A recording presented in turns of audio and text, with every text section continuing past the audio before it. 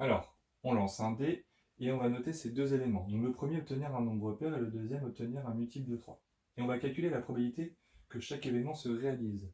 Donc c'est quoi une probabilité? C'est un nombre qui est compris entre 0 et 1. Un événement qui est impossible, sa probabilité est de 0. Un événement qui est certain, sa probabilité est de 1. Donc ici, obtenir un nombre pair lorsqu'on lance un dé. Donc j'ai combien d'issues en tout? J'ai bien 6 phases différentes. Et puis combien vos correspondantes vont réaliser cet événement A? J'en ai 3.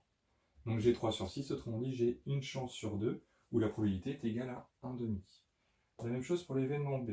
Obtenir un multiple de 3, j'ai toujours mes 6 issues différentes. Et j'en ai combien qui correspondent et qui réalisent cet événement B? Donc j'ai que le 3 et le 6, autrement dit j'ai 2 issues, ce qui nous donne un tiers. Alors on se rappelle, l'intersection de deux événements, c'est tous les issues qui correspondent et qui réalisent les deux événements, c'est-à-dire A et B. On va calculer sa probabilité, et on se rappelle, on la note comme ceci, c'est un U à l'envers. Donc j'ai toujours 6 issues, et combien d'issues correspondent bien à A et à B en même temps? Eh bien on a uniquement le nombre 6, donc on a une chance sur 6.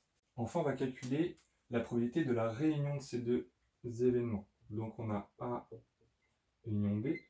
Donc on se rappelle, c'est tout ce qui est dans A ou dans B. Donc déjà on va prendre tout ce qu'il y a dans A, donc la probabilité de A, plus on va ajouter la probabilité de B.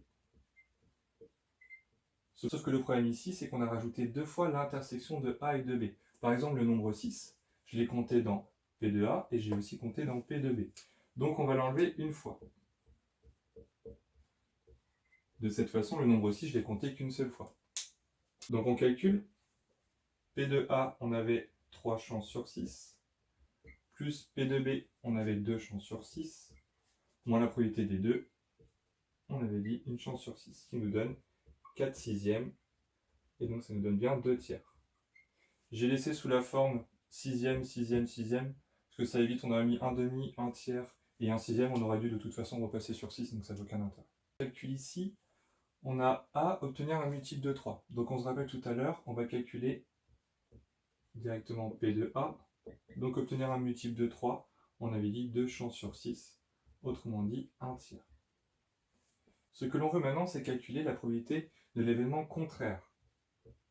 Donc on se rappelle, l'événement contraire, on l'écrit A avec une barre. Alors ici, obtenir un multiple de 3, c'est l'événement A, donc son événement contraire, c'est de ne pas obtenir un multiple de 3.